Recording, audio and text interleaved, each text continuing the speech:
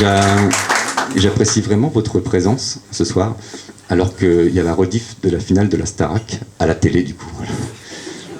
En fait, je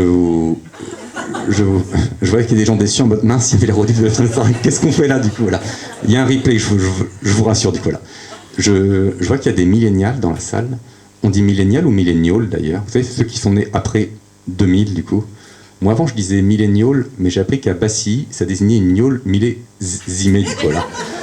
Et je peux vous dire que quand vous êtes au PMU de Bassy et qu'il y a Didier qui rentre qui dit Gérard, serre-moi un millénial de 10 ans d'âge, ça fait bizarre, quoi, du coup. Donc, pour les millénials, je vous parle de la télé, mais vous savez pas ce que c'est. Alors, c'est simple.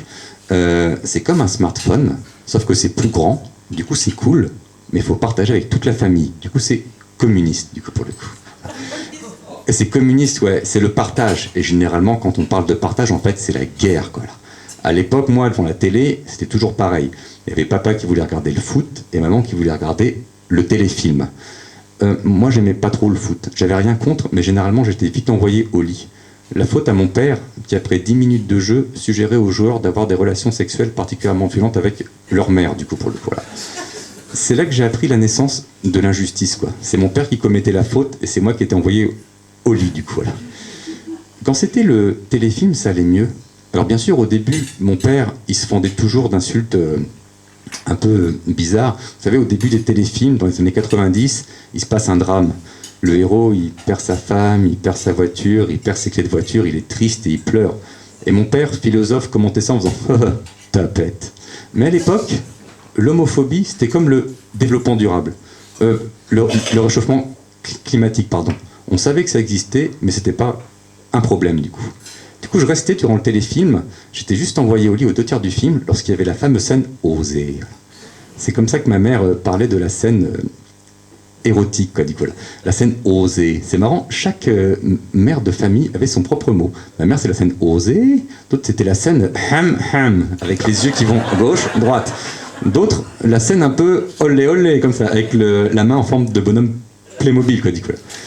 Le problème, quand on utilise un mot normal pour désigner quelque chose d'érotique, c'est quand ce mot est utilisé dans son contexte normal, on s'imagine quelque chose d'érotique. Et j'ai vécu un véritable traumatisme. À l'âge de 8 ans, il était 7h du matin, j'avais la tête dans mes cornflakes, et là, mon père allume France Info et j'entends « politique ». Face à l'Assemblée nationale, Alain Juppé a fait part de sa politique particulièrement osée. Et...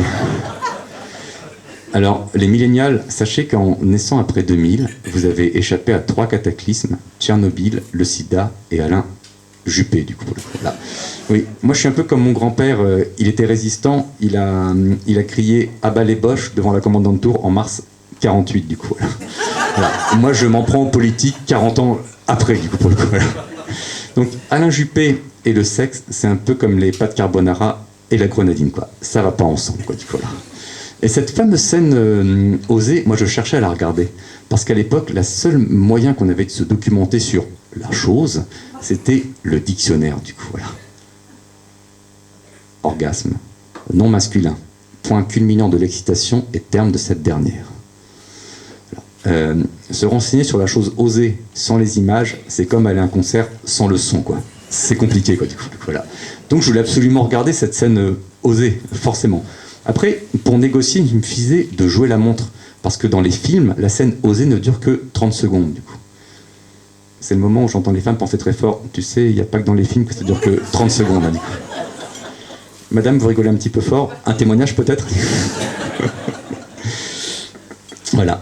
Et je regardais, évidemment, parce que c'était le seul moyen de faire mon éducation sur ce point-là. Et c'était généralement très sage, quoi. Ça restait le téléfilm grand public. On voyait la femme qui était en pamoison totale, pendant que le mec l'embrassait là, sur le sternum, quoi.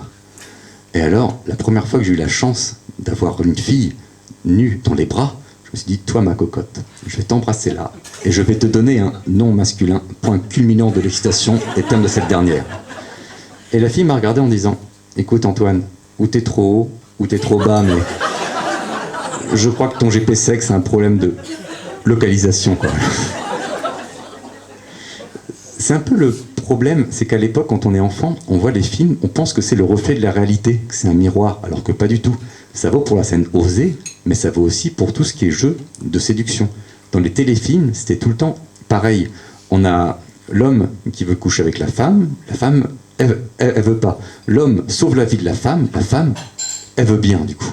Et donc tu te dis, wow, il suffit de sauver la vie à quelqu'un, à la femme, pour l'embrasser sur le sternum. Facile. Mais quand t'habites Carole, il n'y a même pas un passage piéton. Tu peux même pas dire, Amandine, ne traverse pas la route, le petit bonhomme est rouge. Je peux t'embrasser sur le sternum, Amandine? Voilà. Et ça vaut à la fois pour les relations, mais également pour les règles d'attirance. Dans les téléfilms, le mec qui attire les femmes, c'est toujours le même. C'est le héros grand bain ténébreux. Un peu comme Antoine Lamotte, quand je lui dis « Est-ce que je peux avoir un cachet, s'il te plaît, pour ma prestation ?» Il te regarde comme ça. Il a pas des yeux, il a des meurtrières. Et les filles sont en mode « Mon sternum est là, vas-y, prends tout ce que tu veux. » là. Alors qu'au contraire, le mec qui fait des blagues, son meilleur pote, lui, c'est le mec sympa. Et il va jamais réussir à séduire quiconque. Alors vous savez bien, mesdames, que si vous avez un mec qui vous regarde comme ça en silence, vous vous dites, ok, est-ce qu'il va me tuer avant de me manger? Ou le contraire, quoi. Alors qu'au contraire, le mec qui fait des blagues, c'est celui qui vous attire. C'est pour ça que je suis devant vous ce soir, d'ailleurs, du coup, pour le coup, là.